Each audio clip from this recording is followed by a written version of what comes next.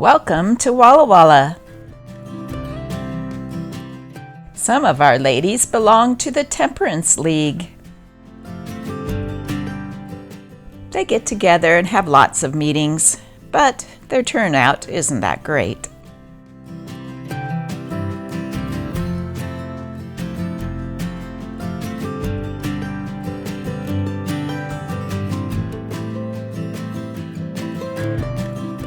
Today's newspaper is August 10th, 1895.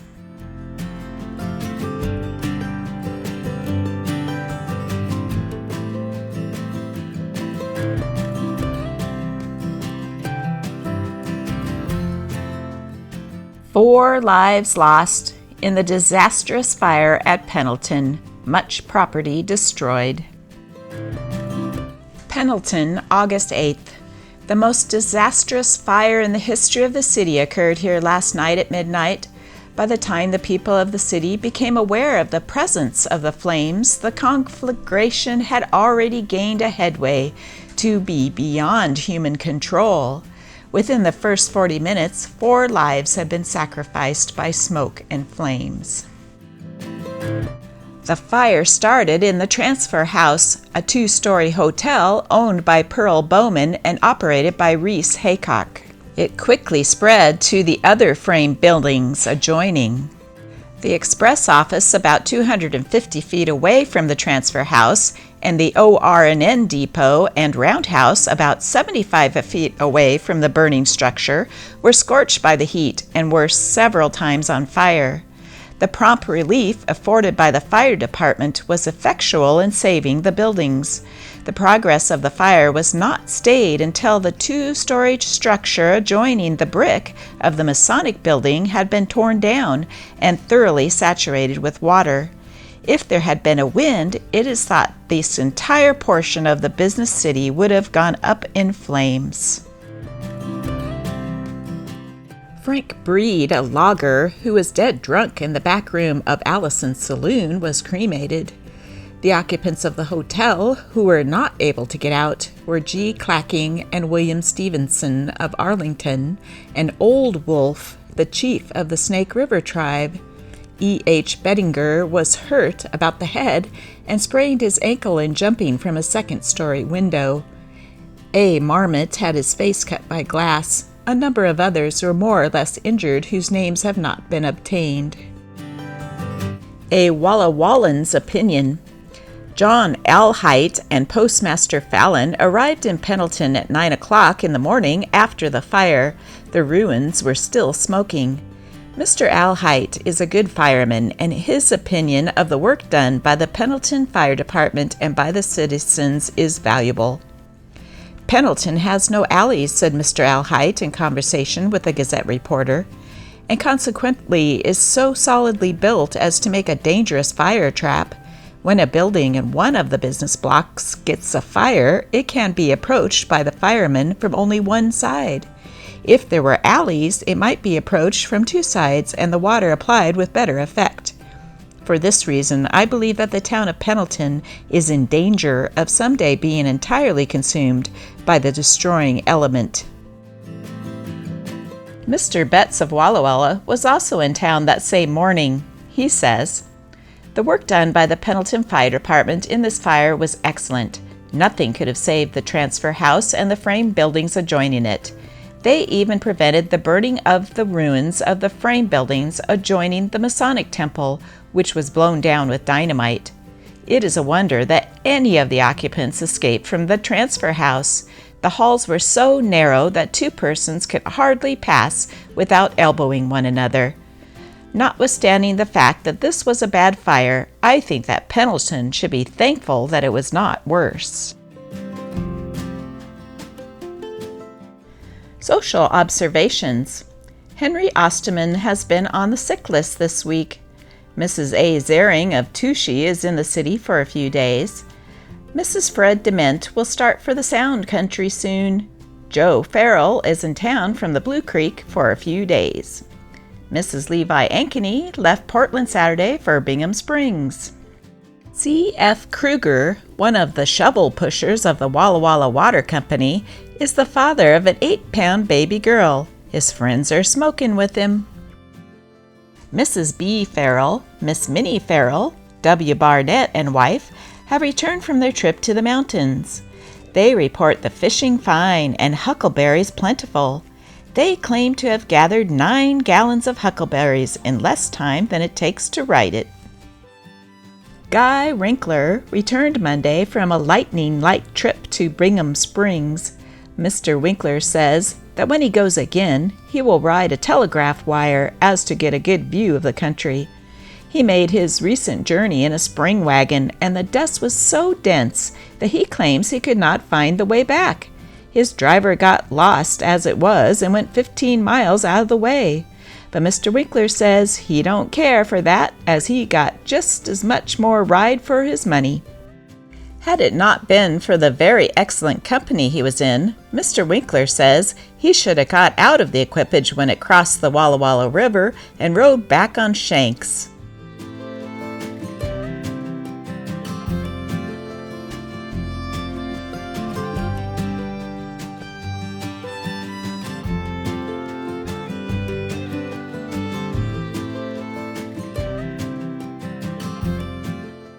Whitman College, Walla Walla Wash. Fall term opens September 18, 1895.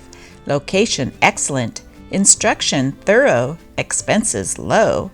3 course: classical, scientific, and literary, both college and preparatory. Conservatory of Music and Department of Oratory and Elocution greatly improved. Faculty enlarged and strengthened. Every department prepared for the most efficient work. For announcements, catalogs, and further particulars, address President S. B. L. Penrose, Walla Walla, Washington. The fall term of the Empire Business College will open Monday, September 9th, 1895. If you are thinking of attending some school this year, write for terms and catalog to Merwin Pugh, Principal, Walla Walla, Washington. While at work on the new edition of the IOOF Temple, Smith Henderson met with a misfortune which resulted in the sprain of his right ankle. He was repairing an archway back of M.U. Estert's furniture store, leading into the new addition, when the scaffolding on which he was standing gave way, precipitating him to the ground 7 feet below. He was removed to his home on First Street, and Dr. Eli was called to attend his injuries. Etceteras. Go to L. Rice for blacksmithing. Get your job work done at this office. 2nd Street north of Chestnut is being treated to a new sidewalk. Blackman Brothers will occupy the ground floor of the new addition to the Oddfellows building. Mr. George F. Ormsby of Boston, Vice President of the Temperance Reform League, is visiting the Walla Walla region for the purpose of reporting its advantages for colonization and the prevention of intemperance by giving work to the idle and by getting the masses away from the contaminating influence of the great cities and into the agricultural country. Walla Walla will have a saddle tree factory on the corner of Elm and 8th Streets. A substantial 2-story building is being erected for the Ringhoffer Brothers, who will use it for a factory for their extensive business. The first floor will be occupied by the steam power woodworking machinery. The second floor will be arranged into a furnishing room and warehouse. Ringhoffer Brothers have a force of men engaged in making first-grade trees for pack and riding saddles, which they ship to many places in British Columbia, as well as to Omaha, San Francisco, and other immediate points.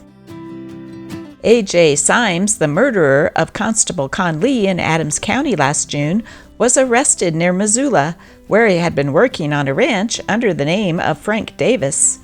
Dave McClay, the man whom Symes was working, recognized Symes from a photograph, and he notified the officers. Symes, who has now made a confession to the effect that he killed Constable Conlee in self-defense, but he will probably make Walla Walla his home in the near future and establish himself in the business of sack making at the penitentiary.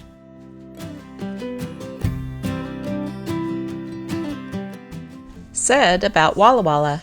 The editor of the Farmer's Voice writes his observations. David Ward Wood, the able editor of the Farmer's Voice, one of the most widely circulated agricultural papers in the world, has given to his readers an account of his visit to the Walla Walla Valley. Mr. Wood's article reads, "And now we go into a blooming garden, with its fine orchards and fragrant roses covering it with a blaze of glory and an ocean of sweetness. The Walla Walla country, the oldest settled portion of eastern Washington. It is as fine a country as we ever saw, grain and fruits of all kinds, except the citrus, growing as they can grow in very few localities in this country. There is not a drawback to the Walla Walla country as far as we were able to see. Once in Walla Walla, one leaves the place with a well-defined wish that he might return there forever. There is fascination in its flower gardens and orchards, and in the climate, which is well nigh irresistible. The town of Walla Walla is a neat and pretty place. Indeed, it could not be otherwise, for no people could possibly live amidst such uplifting conditions that naturally exist in the Walla Walla country without developing a high degree of taste and a high degree of culture.